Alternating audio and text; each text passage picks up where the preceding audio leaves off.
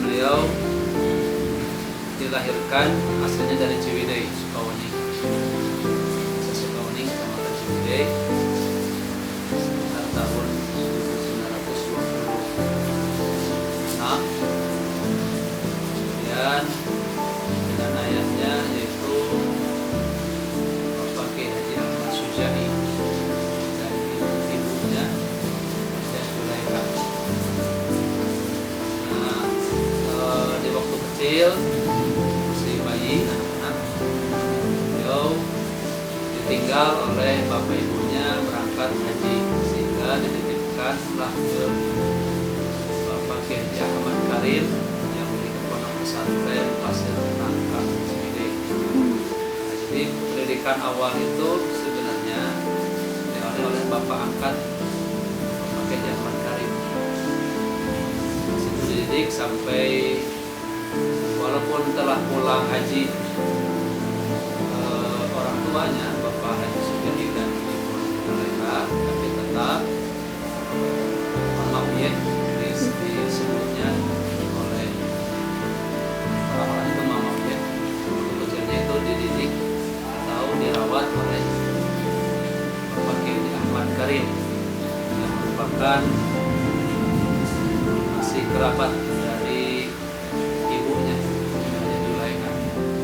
Setelah usia menjelang SD sampai terakhir, kemudian Mama Wiye dilanjutkan pendidikannya di pondok pesantren Paldenak Makkah. Salah satu keluarga atau dari ibunya yaitu kakeknya Pak Kiai Haji Ahmad Tahqiq. Kiai Haji Ahmad Tahqiq di Paldenak. Setelah cukup usia masih remaja, kemudian dilanjutkan pesantren di pondok pesantren Sukamiskin Bandung, dipimpin oleh Kiai Haji Muhammad Dimyati. Di situ berguru untuk mempelajari, memperdalami ilmu agama. Terlebih di sana berkaitan dengan ilmu nahwu sorof yang dan dikembangkan di sini. Pesantren Yamisa ini terkenal dari ilmu nahwu sorofnya yang bersumber dari pesantren Sukamiskin. Dan masuk ke militer, di militer mendapatkan sebuah jabatan sebagai komandan batalion. Kemudian memimpin salah satu pasukan yang namanya Hizbullah. Dan pada suatu saat beliau menderita sakit parah sehingga diharuskan untuk berhenti pensiun dini dari militer. Setelah berhenti kemudian mengembangkan pesantren yang di Soreang sini, pesantren yang bisa. Dan mengembangkan sekitar tahun 1960-an, tepatnya 1968 didirikanlah yayasan yang bisa. Kemudian berkembanglah pesantren yang bisa, mulai dari pondok pesantren, kemudian ada sekolah tingkat sanawiyah, kemudian SMP, kemudian sekolah tingkat atas SMA dan aliyah, dan lainnya ada perguruan tinggi, sekolah tinggi agama Islam.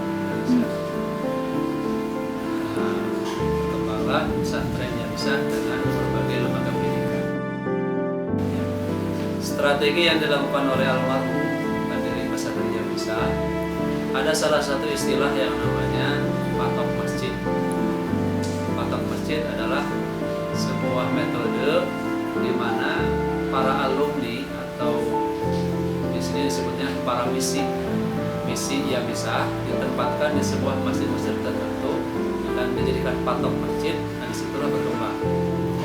Ada salah satu al-kisah bahwa ketika beliau datang ke Soreang, itu Soreang dalam keadaan situasi yang kurang agama, bahkan masjid Jumat pun hampir sulit untuk ditemukan. Makanya ketika datang ke sini, beliau mendirikan pesantren, kemudian mengajar beberapa murid yang waktu itu di bawah ada beberapa orang, tidak sampai 10 orang. Kemudian ditambah dengan situasi ada sebuah misi agama lain, ada misi misionaris Kristen dan sebagainya.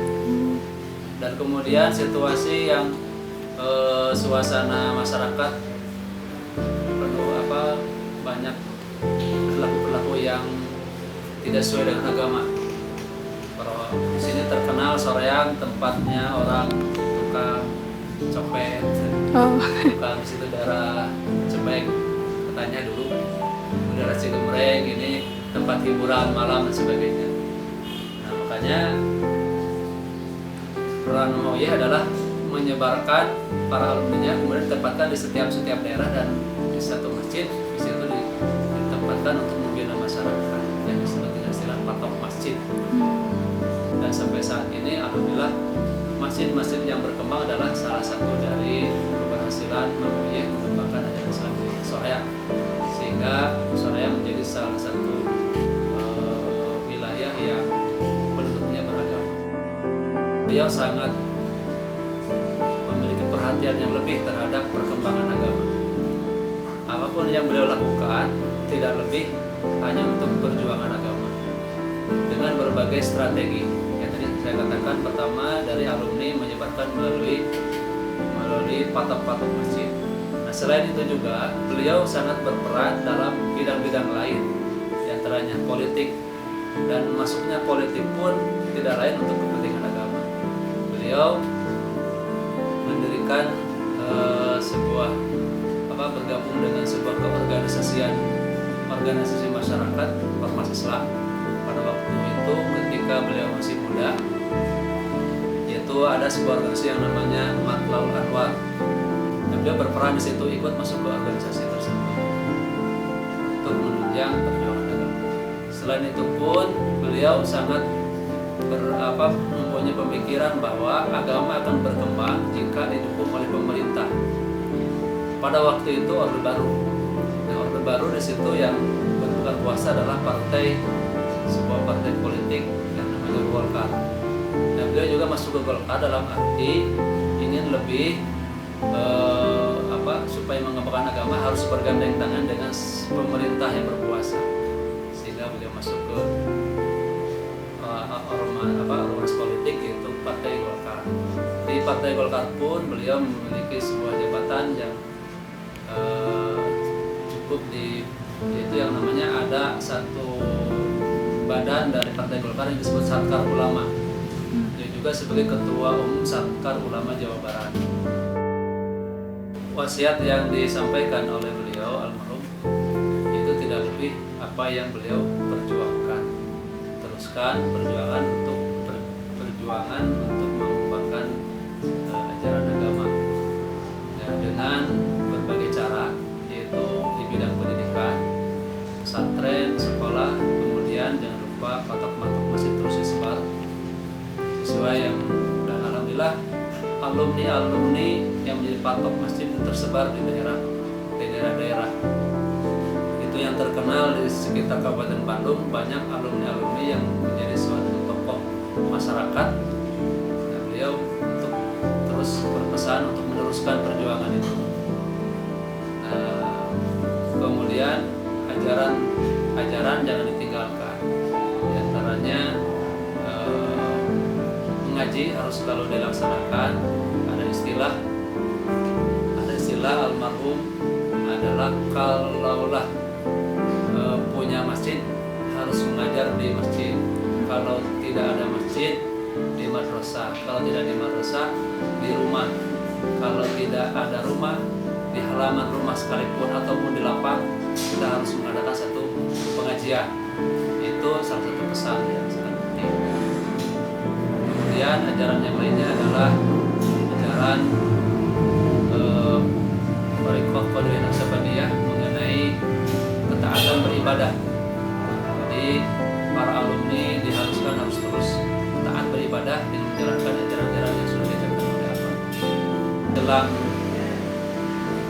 akhir usia beliau tahun 2002, beliau sakit, dia punya penyakit yaitu semacam tumor leher, kemudian sakit sekitar 2 bulan 3 bulan dan akhirnya meninggal.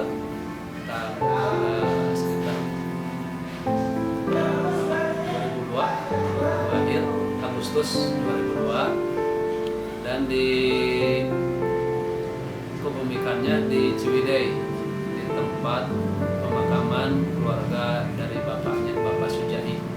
Itu tepatnya di Bojong Jambu, Desa Sukawening, Kecamatan Ciwidey.